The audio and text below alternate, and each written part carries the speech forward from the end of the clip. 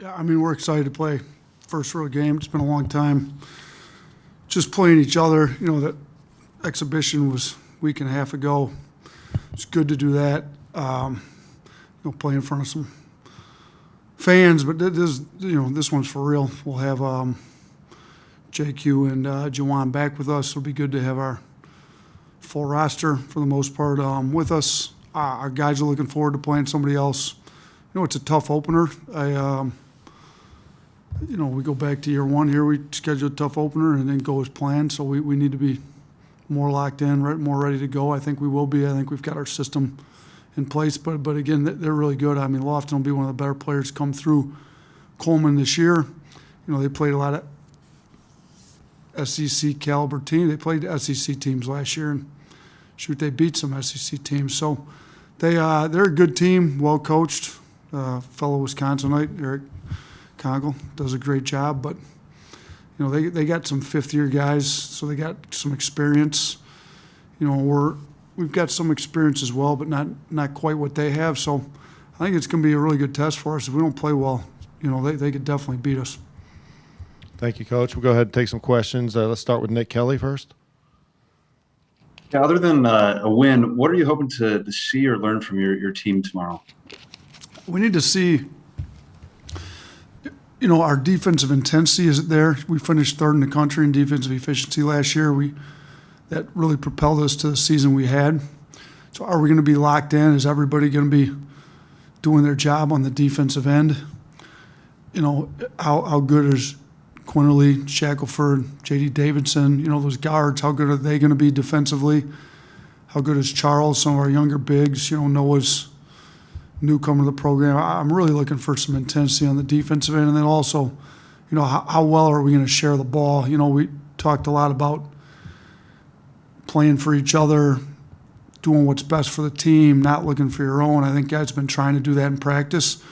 When the lights come on, are we going to still play that way? So those would be the two biggest things I'm looking for tomorrow. Charlie Potter, go ahead. Hey, Coach.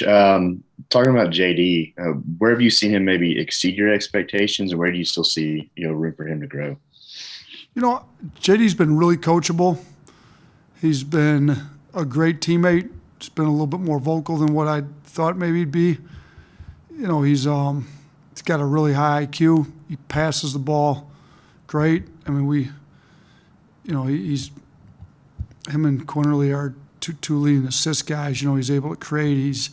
He finds our bigs at the rim for easy shots. He's been great that way. I think biggest room to grow probably is just continuing to work on his shot, which he's done a lot of, and he's getting a lot more comfortable with it. And the other thing would be just on the defensive end, like most freshmen that haven't had to play at this level, he's been a talented offensive player his whole life, but we got to get him to be, he's got a chance to be an elite defensive player with his athleticism, and he's big, strong, quick, athletic guard. He could be an elite defender. We just got to get him to keep growing on that end and learning what we want out of him. Joey Blackwell. Hey, Coach. Now that it's been 2 weeks since the charity exhibition, looking back, what did you learn most about your team from that game? And over the course of these past 2 weeks, what have you been focusing on in practice and tweaking since that game in preparation for the season? We had too many turnovers. We got to take care of the ball better. Did not rebound the ball well for a large part of that game. We didn't shoot it well either, but I think some of that came from we didn't share the ball and get each other great shots all the time. So, and then I think some guys let their offense affect their effort. Nobody's going to pitch a perfect offensive game in a game of basketball. I mean, best shooters in the game are missing half their shots. So if you're going to let a few misses affect your effort on the defensive end, we're going to have a long year. So we've been trying to just preach that stuff, and we'll see where we come. I think we've had some really good practices. I feel like we've had a great week of practice leading into first game. I thought today was really good. So, I'm looking forward to seeing if it can continue, but we've made strides since that exhibition game. Go ahead, Tony. You kind of mentioned it in some of your previous answers, but how long did it take for guys like JD and Noah to kind of really get used to Alabama's brand of basketball, to really start playing what you consider Alabama basketball? You know what? I think JD, obviously watched his play since we've got here from the state of Alabama. He's really athletic. You know, when I recruited him, I made the point to him, like, listen, JD, if we were out in the middle of nowhere, you know, on the opposite side of the country, if we were in Montana, Washington, where I think this would be the best program for you because of the way we play.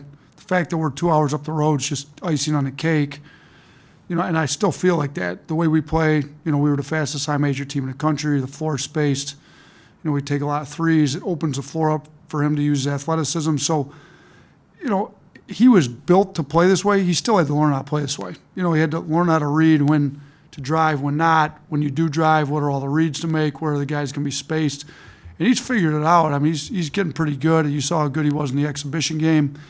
You know, and then I think the biggest area he had to grow in is on the defensive side of the ball, and we're still working with him on that, and he's going to get better, and you know, he's going to continue to grow on that all year. Noah, you know, we play a little faster, a little more open, maybe a little more free than they did at Furman. I think, you know, they had a great program at Furman. Shoot, they almost beat us, but, you know, and he was able to take threes, and they used his skill level, but I think he'll be able to play even more on the perimeter. It's just a different style, and he had to figure out what a good shot, what a bad shot is in our system, and he's starting to figure that out. Last week was the best shooting week he's had since he's been here, so he's coming around right at the right time.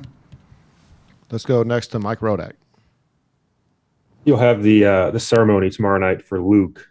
Just what would it be like, you know, not having him anymore? And obviously, they're going back to a full crowd this year, but not having Luke around. Yeah, it's kind of a sad deal, to be honest. You know, ever since I got here, you walk in, sometimes you walk in for shoot around 4 hours before a game, and he's already in the stand setting stuff up, fired up, ready to go. You know, as the more I got to know him, you know, go over there, talk to him for a few minutes, tell him what game plan was. So, gonna miss him up there. I mean, it's sad to think about it. You know, I think the school's done a great job. Administration's been great with honoring him. His parents are in town today. They'll be here for the game tomorrow. You know, it'll be special to honor him, but we're gonna really miss him. Hopefully the new student leader, you know, can pick up where he left off, and you know, it'd be great if the students here honored him in a meaningful way to show up early before the game. You know, they're gonna honor him about 15, 20 minutes before the game. So if we could pack that student section full 30 minutes before the game and just really give him, you know, the respect that he deserves and that we'd all love to see. I know the video that they've got, they're going to show, kind of bring a tear to your eye. So, you know, it'll be nice to recognize him. Hopefully we can get a win for him and, you know, kind of keep the spirit of what he was about around this program moving forward. Okay, looks like we have one more question left in the queue, so let's finish up with Charlie Potter. Hey, Coach, I've got two. You talked about having a full roster. Just do you have an update on Alex Chiku? And then kind of going off of what Mike said, what's it going to be like to finally have, you know, a full crowd and playing in front of fans tomorrow? So it'll be great to play in front of a full crowd. I mean, it's been a long time coming. Obviously, the exhibition game, you know, we had a decent crowd for an exhibition game, but that's not a real game, so didn't expect to sell out or anything like that. But, you know, for us to break the record for season ticket sales, great. For, you know, hopefully the student section's sold out. You know, it'd be great to pack this place completely full after the year we had last year, just with everybody anticipating what we're going to have this year. And I'm, you know, our players will be fired up for it. I'm fired up for it. Just, I mean, it's part of what makes college sports. Like, you get student section, you get a full house, people cheering the guys on, and kind of the energies in the building will be great. Alex Chiku, health-wise, is coming along. He's actually going to be not able to play in the first two games. He had a suspension that he's got to serve in the first two games, and that's all I'm going to say about it. He'll be coming off that in game 3, and he's still working to get himself back in shape, but you know, we'll see where he's at come game 3. So that's where we're at.